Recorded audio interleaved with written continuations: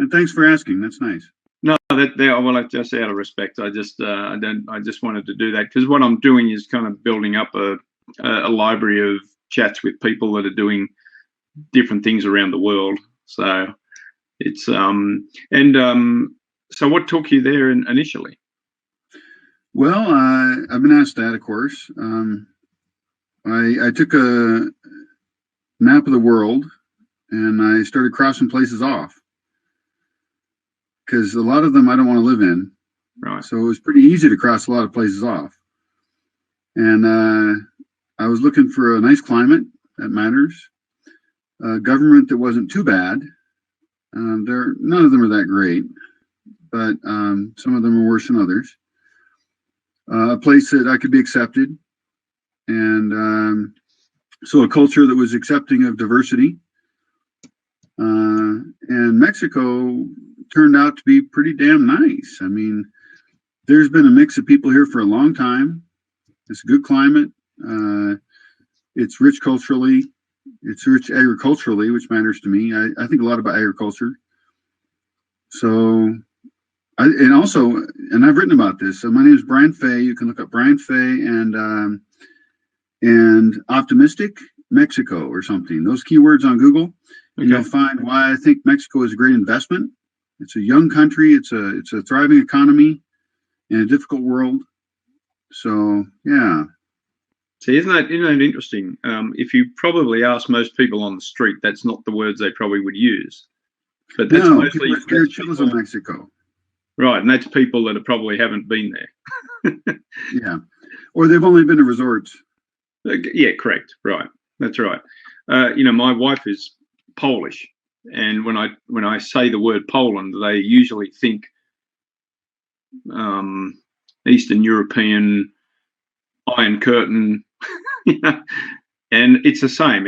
There's actually a lot of really wonderful opportunities there, and the economy is good. I really love the people there. So I've only been to Mexico once, I have to admit, and it was an overnight trip to Monterrey. And I was fascinated because I was taken there by another American guy who just said, certainly you've got to forget everything you've heard about Mexico. He absolutely loved it. He was an Alabama boy, Southern boy, born and bred, and he said, I just can't spend enough. He lived in Alabama still, but traveled there regularly. Yeah, he just said, I love it. Mexico's a bizarre country. It's almost as fucked up as the United States. And I love it, but it is complex. And anybody's stereotype on it, whatever anybody says, good or bad, is not totally true. So, right, yeah. Just like in the U.S. I mean, you moved from Australia to the U.S. Is the U.S. one thing? Are people all the same? Of course not. No, that's right. Yeah, that's quite correct. It's that's actually what a lot of the stuff that I teach is. When at the start of most of my sessions, I actually do have to ask what somebody's perception is of the country they're going to, because it's important to understand what lens they're looking through. And I've got to say that I work with a lot of executives and a lot of business people, and usually they're pretty well educated and they know a lot about the rest of the world. So the perceptions can be false, but not unreasonably false. Can I ask you a couple questions about what you do? Sure. So, of the people that in your contact, the people you teach, where are they usually from, and where are they going to? Well, they can be from all over the state. So I travel all over the country doing it. Mm-hmm. And but they're usually from the States. Well, yeah. So they will be probably 60 to 70% of my clients are American. Mm-hmm. US, and so yeah, I'll use that. The US, and it's been buddy mine Teo, so he's so they are about 60-70%. I also do let's call it inbound expats, so people that are coming from other countries and living in the US as well. And so of the people from the U.S. who are going to other countries, mm-hmm. Where are they usually going to for your business? A large percentage of them have been that I work with. There's obviously a lot more opportunity in Asia at the moment. So they're headed to Asia mostly. Yes, at the moment I would say probably to Asia. China, Japan, probably. No, actually China, Singapore, Malaysia, some Japan, and the others would be to Europe or South America. But let's say mainly Asia then. But yeah. And then of the incoming people, the people moving to the US, where are they coming from? I work with mostly people coming from Mexico. Oh, cool. Brazil, and China. And these are business people. Yes, yeah. These are employees, executives, middle management of global organizations. Yeah. And if it's okay if I keep asking you questions. Yeah, absolutely. What are often the topics that are the ones that you might bring up that are cultural differences that people should understand? That depends on what countries you're talking about and what. Right. Well, that's actually kind of where I'm curious about.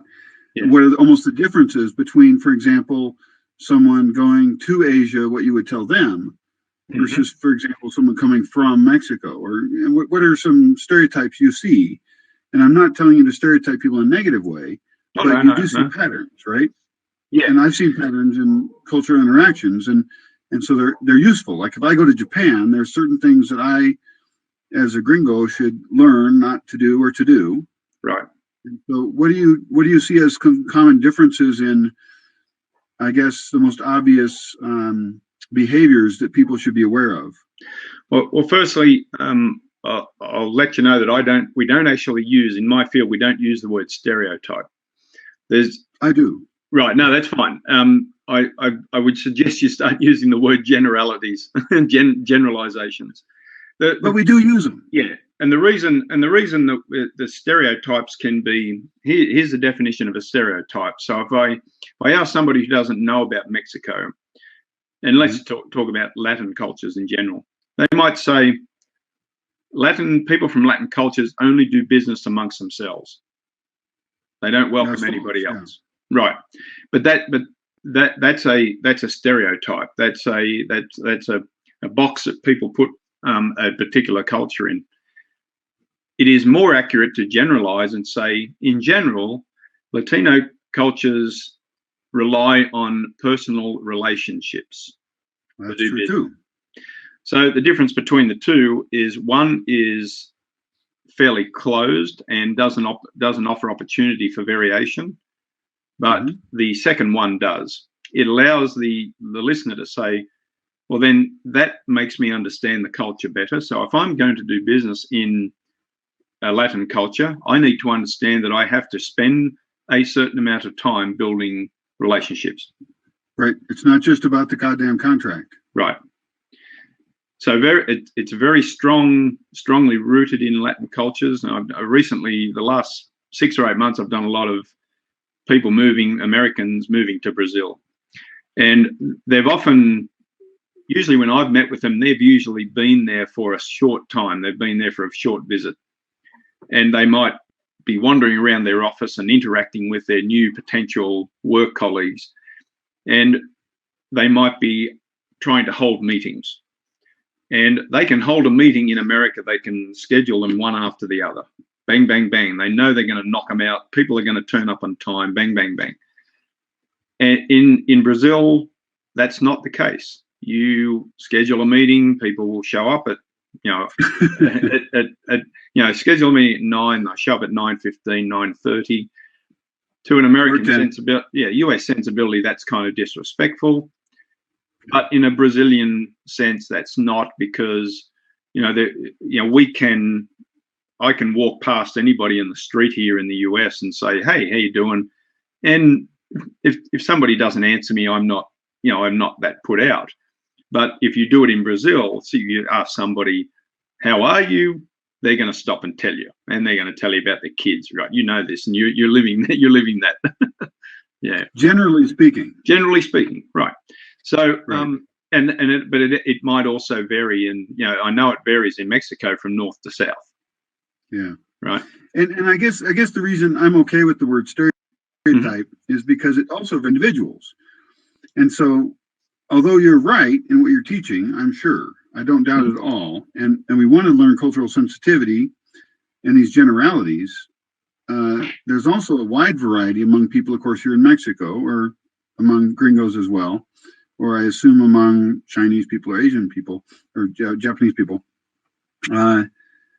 So I'm okay with the word stereotype personally, just because I don't want to lock individuals into these things. And what you're teaching is probably awesome. I mean, the things you're saying fit in here in Mexico too. I mean, punctuality is not the biggest important thing. Right.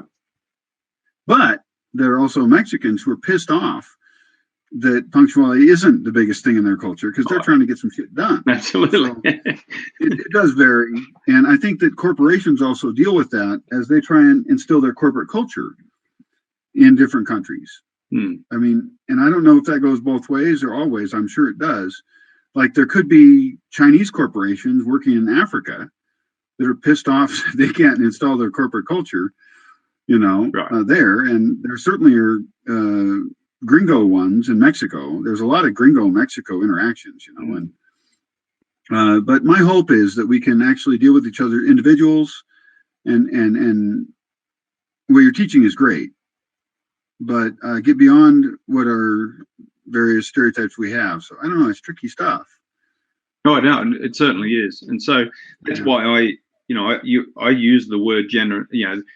I remind people, understand we're talking in general. In general, this culture does this. In general, the X is this and Y is that. Right. But in China, for example, China is changing it now. I often have to explain to people that depending on what generation you're engaging with, you have to change your perspective or how you approach a certain negotiation or a conversation. So it starts to get intergenerational differences. Right. So if you're talking to a guy, I mean, stereotypically speaking, if you're going to talk to a 70-year-old Chinese guy, that's different than talking to a 17-year-old entrepreneur or something. Absolutely. Yeah. Most of, I got a good friend of mine that's got a business in Shanghai. Most of the engineers that work for us in that office, there's about 35 engineers, highly skilled, technical people on a computer, and there wouldn't be one. The manager is the woman we have as a manager. She's just turned 30, and the other 35, there wouldn't be anyone over 26.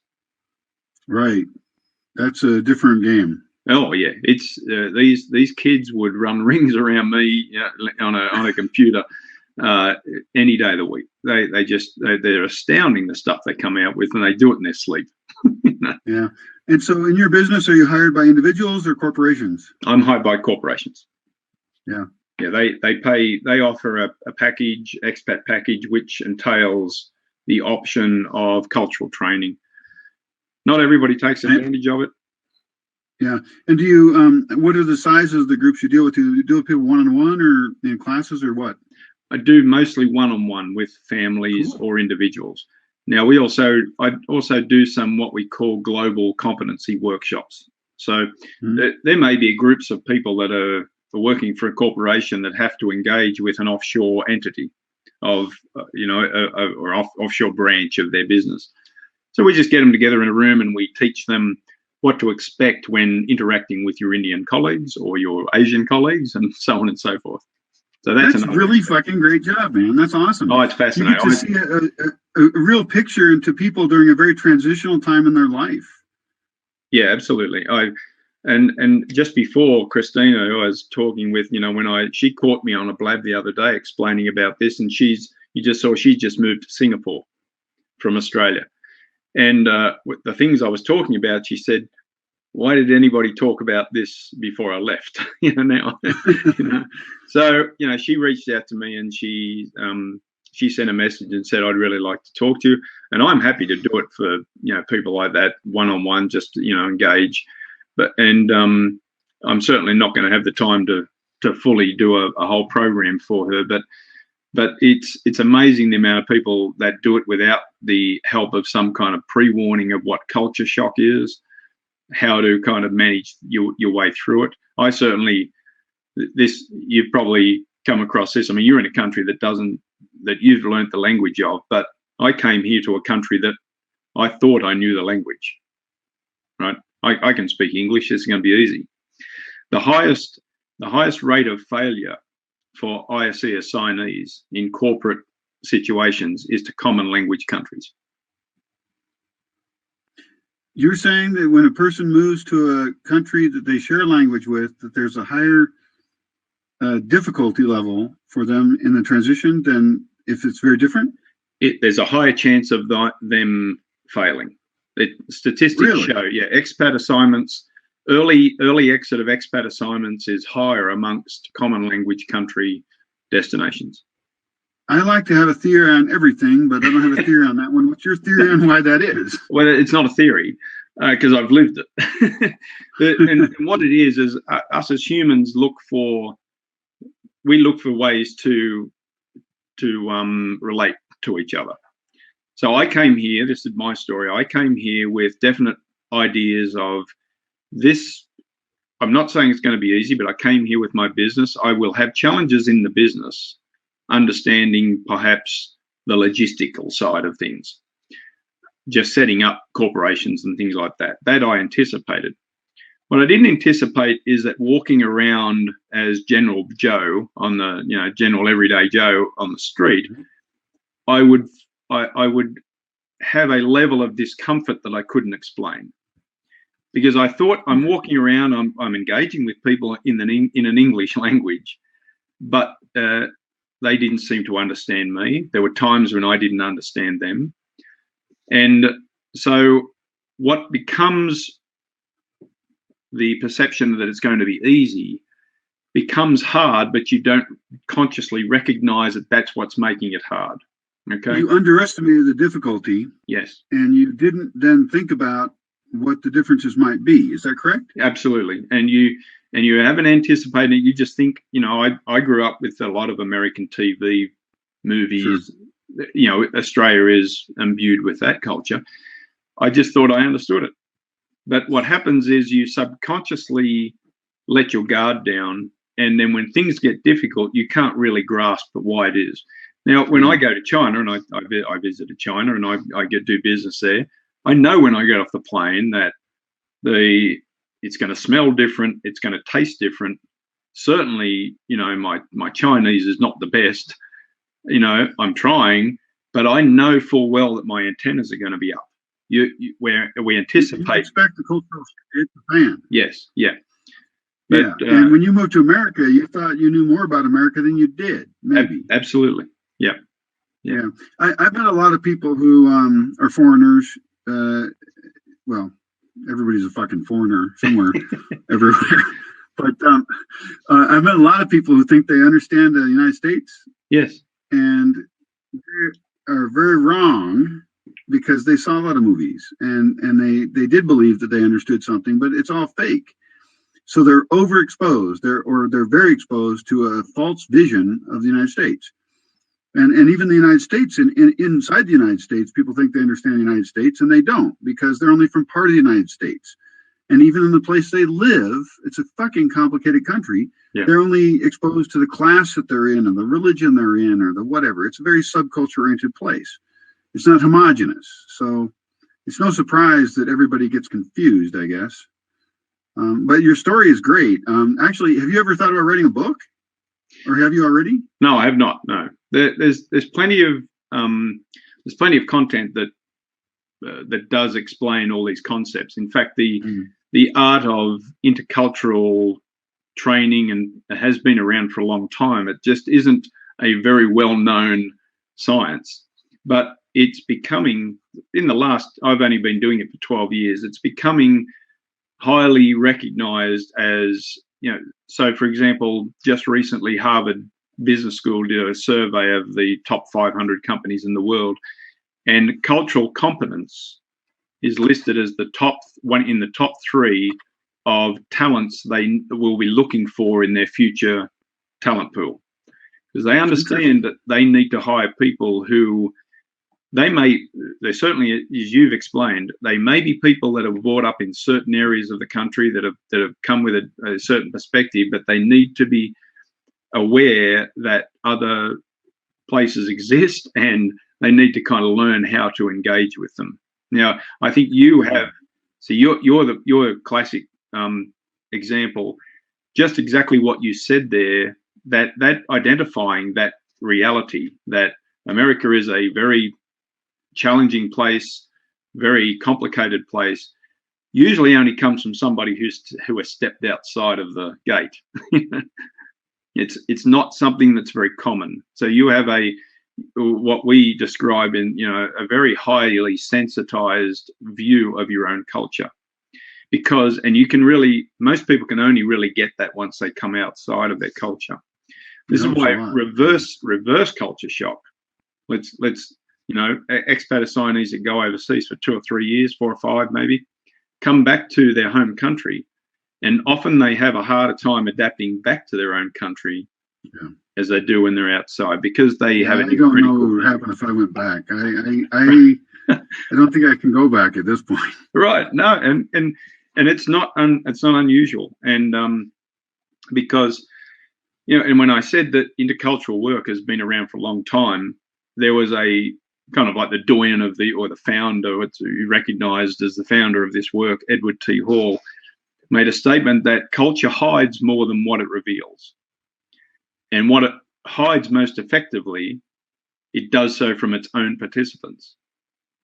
So therefore, the challenge is not to understand the culture we're going to, or the new culture. The challenge is to firstly understand our culture and what our perspective is. Yeah. And many times, for me, living in another country, I've learned a lot. And even though I thought and did know a fair amount about where I come from, in a diverse sense, I hope, having a deeper experience in another culture has taught me a heck of a lot more about where I come from. Right. And I'm still not done learning, of course. I don't think I'm going to be finished, really, ever. No, absolutely. Well, I hope that everybody had that attitude that you're always learning, right?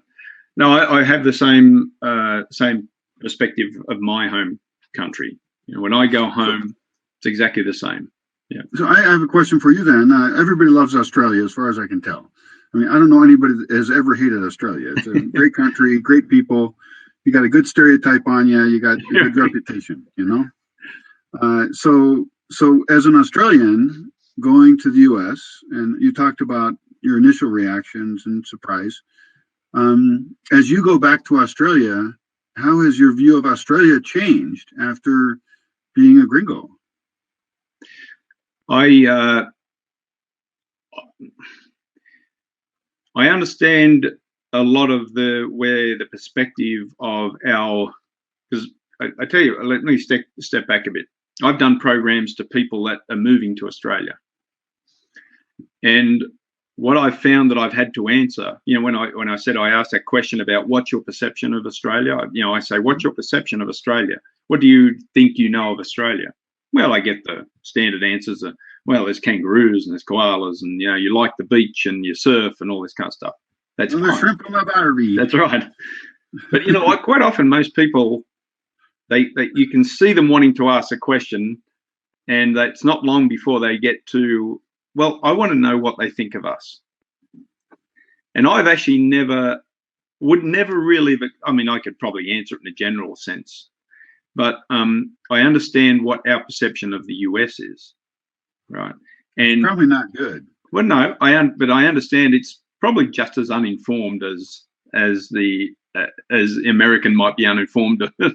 But we do have this perception that, and actually that's probably reality, is that the education system here is not really focused on teaching children about the outside world. Okay, it doesn't teach about other cultures and things like that.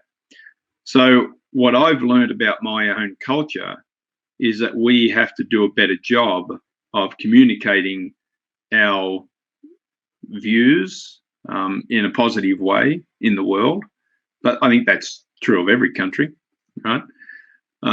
I also understand that we, at the depth and the difference, and this kind of is similar to the Latino cultures, the importance of mateship and connections and relationships in Australia, and the importance of giving everybody a fair go and and a fair shake, because I get into conversations with people about the healthcare system here in the US, and how really I think it's fundamentally broken, but it's been broken for a long time. And in Australia, I say, just like 90% of the civilized world, we have a single payer healthcare system.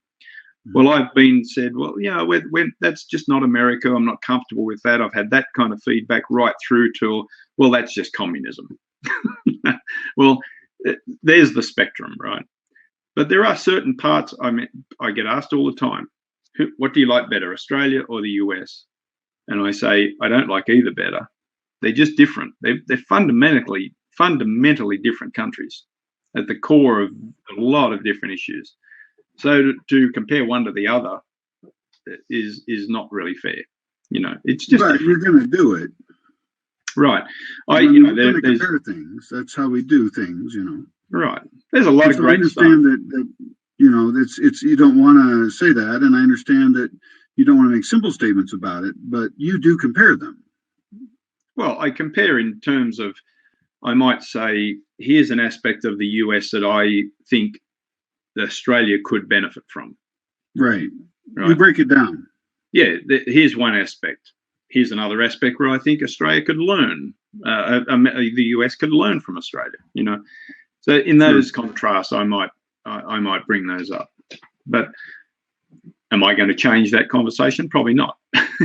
We're talking about now. Of course, we're talking about two fairly young cultures. So I think both countries are evolving culturally. Well, also, that isn't really your focus in terms of serving people anyway. Right. You're supposed to be helping. Well, you need to help people adjust, individuals adjust. So what they think about the actual differences is irrelevant. You have to help people change their own perspectives to have an understanding to function better, I assume. And that's the key. The key is to help them identify when something that they don't feel comfortable with is a cultural difference. Yeah. And then how do they address it? So, let's just play here if it's okay with you. Sure. So let's say, for example, I moved to Australia. Okay. And you don't know me. That's okay. You can put me in whatever cultural box you want to. Let's just say I'm a gringo guy moving to Australia. Let's say I moved to Surfer's Paradise. Okay. Now, I mention that because I love the name of the town. It just sounds so fun. And I don't know much about it. I've heard of it. So, well, it was named like that for a reason. So, that just explains it.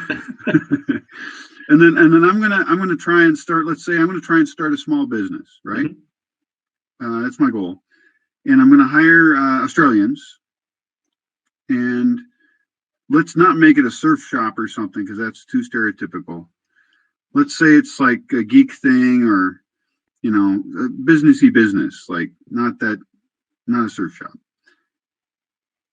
What are the things you might tell me that I might make mistakes about in dealing with Australians? Because I don't see Australians and gringos as that different, to be honest. I mean, that's my stereotype is we're basically in the same boat, mostly same language. But you're also telling me when you moved, you had some issues. So what am I going to find if I go to Surfer's Paradise and I want to start my business? You're going to find, you're going to find people much more direct. Cool. Much more direct. You'll find a lot more humour used to let's say direct you in the direction that Australians might want you to be. They'll let you know. They're going to say what the fuck they think. That absolutely. They'll let you know when you're fucking up. Don't and that's a given. But they might not say it directly to your face in terms of Brian, get over yourself. They might use sarcasm. In fact, they will use sarcasm. So I hate sarcasm. right. Well, it's humor and sarcasm. Okay. So that's what and see there's an exact point. So somebody who is not comfortable with sarcasm and doesn't wear it right and is not willing to be self-deprecating, and I'm not saying you're a big noter, you're certainly down to earth guy, but people that are uncomfortable with that sometimes find it hard, you know. So they're very direct. They're very just raw. Yep. But you're also saying they're raw, but they're not direct. So they're using humor as a heavy form of communication, is what you're saying. That's correct. Yeah. So they'll kind of you have to have your antenna up to be aware of if an Australian kind of is giving you a bit of a kick in the ribs verbally, you know. If they're flipping me shit. Out the side of their mouth. There's going to be a certain amount of truth to it, and so you need to kind of step back. That's what you need to kind of be aware of, and because we do that to each other all the time. And I'm assuming that they hate what the English would call a stuffed shirt. Oh, absolutely, yeah. Because we're not a very hierarchical society. We don't. In fact, if you get what we call too big for your boots, that's one place we're going to let you know. So if you were opening a business with a real service orientated approach and a low key approach actually works far better. You won't see high powered salespeople spouting, remember those old fashioned car commercials in America, those kind of things. That kind of stuff never flew in Australia because no one would buy cars off people like that. So see, I like Australian culture. I think it sounds good. And I think that's why nobody hates Australians, because they're not pretentious fuckwads. Right. Stereotypically, generally speaking. No, there's a few, like, I'm sure there are. But where every society has one. But the other thing that you might find hard opening a store in Surfers Paradise is you probably need to set yourself a goal of opening up your store in 3 months and then double it. Yeah. Because that's true everywhere. The sun shines all the time, and when the sun shines, you're not going to get any bastard in your shop to build it. Yeah. Well, no business ever gets to their goals ahead of time, I don't think. I mean, when does that happen? Like 10% of the time, maybe. Yeah. Absolutely. Yeah. Well, that's interesting. Huh. What are the toughest countries you think in terms of intercultural communications, right? Mm-hmm. Like this culture, this country has to meet with this culture in this country, and they have to deal with each other in a productive fucking way. Right. What are some of the tougher combinations, stereotypically or generally or whatever word for you? The Japanese can be very confronting to American sensibilities. German and let me try and think of somewhere closer. Certainly German and Spanish. It does sound like an odd mix, yeah. Right. There's just certain cultures that, and strangely enough, the German people that I've met, and the area where we have our office in China is in Jiading. It's outside of Shanghai. It's the big automotive area. Mm-hmm. VW have a big operation there. And the German people I've met there have been very successful. They've really adapted really well. They're really loved by the Chinese, because the Chinese actually appreciate a direct, even though they're very, very indirect and high context themselves. When it comes to receiving information, they absolutely love directness. They just want to be told, tell us what you want, when you want it, how much you want to pay. And that's right, let's get to the brass tacks. That's right. But in reverse, they won't give you that any direct feedback. So it's hard. Yeah. But both of those cultures mixed quite well, even though they're vastly different. Now here's a surprise: the Chinese and Indians, both very relationship based, both very hierarchical, both very indirect in communications. I mean, a lot of commonalities, and yet they freaking can't do business together for love and money. They're freaking, they're frustrating as hell. And so this is where you get down to trying to find the reasons why. So this is one of the reasons I go to China, because I act between my friend's manufacturing business and Indian customers. So here's where the breakdown starts. Chinese are very big on face, on the way they're perceived by people, and especially superiors. They go into a meeting with Indian people, they sit down around a table, they will agree on the price and the structure and what the thing needs to look like. The Indian people will shake hands with the Chinese person. They might agree to meet for dinner later. The Chinese guy goes back to his hotel and calls his boss and says, "Boss, I've done the deal. This is the price. This is when we have to deliver it. This is how many." They go to, he gets off the phone. He goes, "Mr. Wang, well done." He goes to dinner with the Indians, and halfway through dinner, the Indians say, "Well, I think we need to talk again about the price."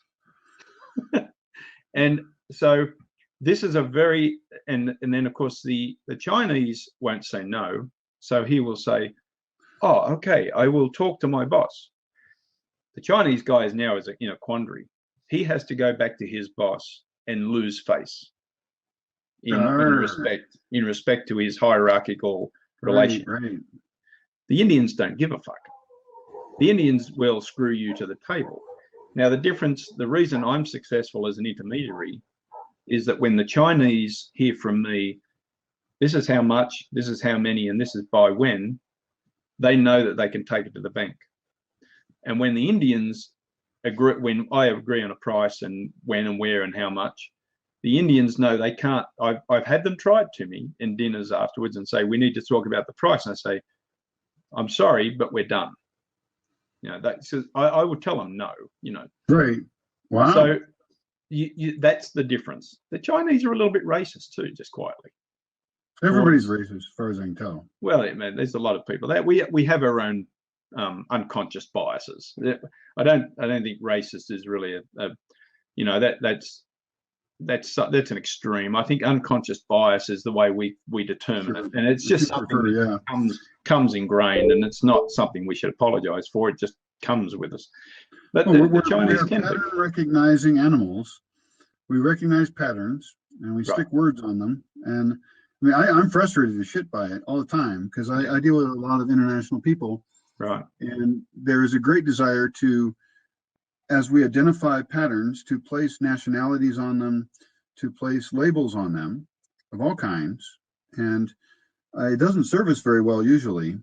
I really, again, I'll reiterate what I said before. I really wish we could apply our judgments to people as individuals outside of, race, color, nationality, sexuality, all these things. Mm-hmm. But we're going to do it. And so I think all we can do is recognize we're doing it, and then try and release from some of those things to the ability we have. And I'm totally respect what you're doing, right? Because we do have cultural blobs we're in. We do fit into categories. Yep. And so it's good to learn about them. At the same time, I hope that when we get together as a Spanish person dealing with a German person or a Chinese person with an Indian person, we say, okay, I'm dealing with, and this is more difficult in a business situation because we're adopting also the identity of the business. Mm. We're playing a role. We're not a person just as an individual. We are in a job, right? Right. So you're dealing with people in a play, a business play, So the game is different. But I really hope, as a pseudo hippie or whatever I am, that we get to the core of people and accept, okay, this person's a freak in this way, this person is more ordered, this person is that, and we set up relationships. Often in business, we don't have this option, that last based on personal reputation, personal ethics, beyond the ethics of a culture, I guess. If that makes any sense. Absolutely, yeah. No, it's absolutely right. And just getting back to something you said about the company culture. This is this is also Each company has its own stereotype, doesn't it? it certainly does, you know, depending where the company comes from, what its founders have believed, what, you know, the age of the company. And this becomes a challenge for a young, you know, hotshot executive who gets sent on an overseas assignment, who is quite, he comes and sees me and he goes off and says, well, now I'm ready. I'm going to understand the culture. I'm going to be patient and all that kind of thing. But he sits in his office in Shanghai, Dubai, wherever it is in the world, that his boss back sitting in the office in America hasn't had the cultural training. So the expectations from the head office for this guy to perform at what's an expected level in the US kind of cultural context becomes very difficult for him to relate back to the head office. You know, he's constrained by the cultural changes that he's experiencing, but he's also encouraged to sometimes, you know, and enforce the company culture on the new country culture. So that can be a challenge, you know. So that's something that people recognise, and I often get into that. I map out this thing. I want to map out who's who in the zoo, and I identify. I put the person in the middle that I'm talking to, and I say, "Tell me who your superior is. Who do you report to? What's their story?" And I get into, I want to know why, you know. And they go, "Well, why do you want that?" Well, I just need to identify and get you ready for the fact that if it's a person that's experienced that they may have had an expat assignment themselves, or they may be a foreigner, then I'm probably more comfortable to know that they're going to listen to you when you go off and do your assignment. If it's somebody who hasn't had that experience, get ready for, you know, teaching them, you know, training them in a way that's productive. Yeah. That's very cool. You're thinking all sorts of interesting stuff. I'm kind of jealous. You get a lot of it. Well, I get a lot of exposure to international stuff, but in a very different context. So, okay. But you're doing the stuff that actually matters worldwide economically. Well, I think I think everything that everybody does matters. Sure, but you know, I'm a believer in that. I just play. You know, my part is a small part. You know, I just hope to. You know, there's a bigger concept to why I do what I do. I mean, I fell into it accidentally, and the reason I kind of embraced it and love it so much is that I really want people to succeed on a personal level. You know, I don't want people to go off on an international assignment and fail, you know, because that becomes a personal hardship, especially if they've got a family. And the second thing is I want people to learn and the skills to step back before they express a judgment based on that unconscious bias. Right. And self-reflective without total ego, but seeing their own self in regard to the cultural interaction at large. Exactly. Yeah. Yeah. There is another saying in our business it's full of sayings, but that we see things how we are, not how they are. Yeah, I've heard that one. That's good. Yeah. And that applies very much so in what I do. Yeah. Yeah. So I'm going to cut out here pretty quick here because I think I've tapped out of my what I can offer. But I have perhaps an interesting question. What are the most messed up cases you've seen of intercultural interaction for business across cultures? You mean in a wider sense? What things have colossally gone wrong for people that hopefully wouldn't have, but just did? Do you got any stories of like what shouldn't have happened? Well, on a bigger context, company to company, look at a lot of international mergers. And one I've just worked with, I've worked with Chrysler recently. They've kind of recently interacted with Fiat, so now it's Fiat Chrysler. Okay, it is run by a foreign CEO. It has been fairly successful because obviously we're working with them now. And we're teaching them how to be culturally competent in their interactions. But they also have a previous experience with Daimler Chrysler. Hmm. That merger was an absolute disaster, because you had the Americans, who are very proud of their ingenuity and their competency, and also their the union kind of, you know, outlook, collective, you know, approach. And then you had the Daimler people, very stuffed shirts, right? Very condescending. We'll teach the Daimler Americans. people from where? Mainly kind of UK, British. It had a okay. British sensibility. Like, these are, you know, we have to deal with these unwashed heathens, you know, and teach them how to make a real car. And that's just that was their attitude. I mean, it never worked. It was an absolute freaking disaster, and it cost hundreds of billions of dollars, you know. So, and that is recognized now, if you look at all the business literature, as a very cultural, like, disaster. And you would think that people would, and you think companies would learn, but it's still happening. Target opened 133 stores in Canada. Target, the stores, right? They opened 133 stores in Canada. They just closed them this past June, or overnight. How did they fuck up? They fucked up because they didn't culturally get ready for the difference between the Canadian and US market. US and Canada aren't that radically different. There's some differences, but they're not that crazy different. Well, they're different in terms of perception of retail. In terms of what happened is that Target basically thought they could take their store model and their retail model and pull it out of its roots here and go and plant it in Canada, and everybody be happy, based on the thought that they thought that Canadians were coming across the border and shopping in their stores in droves, in Buffalo or in Detroit or whatever it was. And they were right. The Canadians were doing that, you know. But they opened stores in Canada and found that the cost of business was more expensive, so the prices had to be 30% higher. And they also took American or US products with them. If you walk through most Canadian stores, 50% of the product looks nothing like the product does here in the US. And it may be, let's take, I work with Home Depot on their kind of, initially they did the same thing. They learnt their lesson early. But Canadians were walking up and down the aisles, they couldn't recognize half of the brand names. Now, duct tape's duct tape, glue's glue, paint's fucking paint.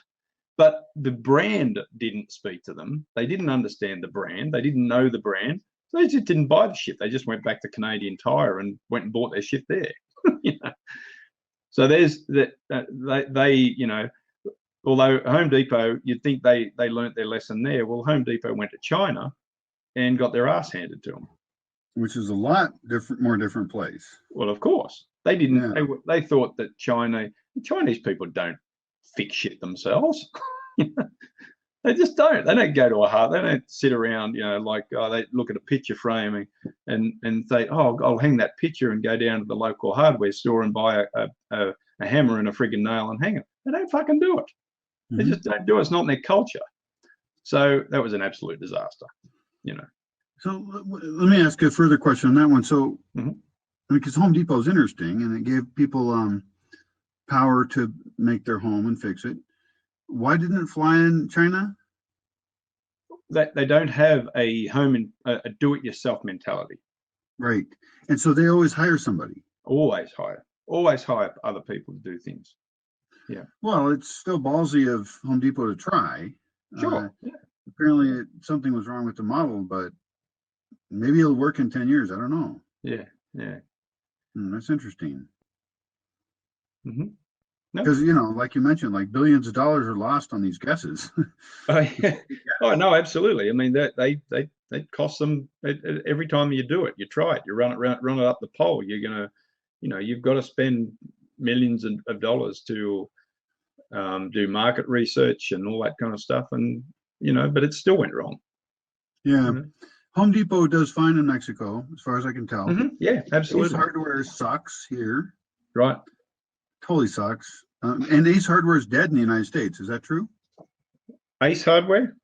Yeah. Yeah. Well, the co-op model of hardware stores copped a beating, when Home Depot came along and Lowe's and all that kind of thing. I mean, they're basically like poor franchises now. Do it best, true value. The three big ones: do it best, ace, true value. They're all struggling. Does Eagles Hardware still exist? Eagle Hardware? Yeah. I've never heard of them. Oh, well, they probably don't then. Yeah. Well, I was in the hardware game. I was actually consulting to a company and got fairly heavily into the hardware game, and so I operated in amongst that network. So there were the big three, but then there's kind of sub distributors and that kind of thing, like Orgle. Orgle's actually a large, but they're not really they're not the co-op base. They're just kind of distributors, But they've been fairly aggressive, and they do very well in Latin countries. They do very, very well. So, yeah, it's fascinating. And the final fuck up would be relating to my home country, and that would be Starbucks trying to sell their crap fucking coffee in Sydney. It hasn't gone well. Well, no, we have a very, very well established coffee culture, fine coffee culture in Australia. Born out of our European roots. And we've embraced this Italian and high level coffee. And Starbucks thought they could go there and sell. And the Australians just went, we're not taking this crap. So. Starbucks success, I don't know if it totally has to do with the coffee. It has to do with setting up comfortable spaces to be that are regular for travelers, for example, or people who aren't used to a space. So there's reasons for their success. And it could be that in Australia that's not as important. I don't know. Well, it's important, but there's plenty of it existed already. That's that. Okay. And I hang out. I've got nothing at Starbucks. I hang out with for that very reason. I don't even drink coffee. I drink tea. Right. What they're offering isn't just coffee. That's right. I work from home, but sometimes I just got to get out of the house, and I like to go and sit in a cafe and have that experience. And I strike up conversations with people. But Australia's always had that because we're not. Let's go back to that cultural thing. Americans can sit in a coffee shop and not talk to anybody. I just can't do it. I mean, it's not in my being. Good. I'm glad to hear it. Yeah. So. Yeah. Hey man, it's been fun. Thank you. Yeah, it was fun, dude. Pleasure to meet you. I'm gonna follow you here on Blab and stuff, and I like anybody smart who chats well. I'm just recently starting to talk to people after a long time being alone. So. Yeah. Well, it's good to talk to you, man. I hope to catch you on a few more blabs. I think you've got a lot to offer this platform. This is and it just it is what it is. I jump in of some things. I just go, oh God, I can't stand this. But there's been some really good topics discussed on here, and I'm enjoying it. So I think someone like you's got a lot to offer in your perspective. So likewise, senor. All right. Nos vemos. See you, mate. Con Dios.